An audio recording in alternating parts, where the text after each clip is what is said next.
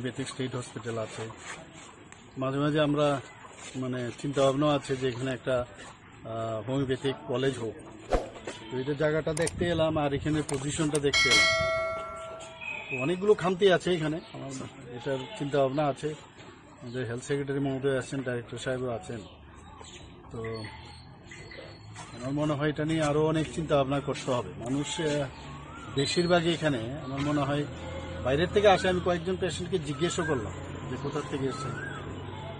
খুব বেশি একটা দূর প্রান্তের যারা আছে তাদের কিন্তু অ্যাপ্রোচ আমার মনে হয় এখানে নেই।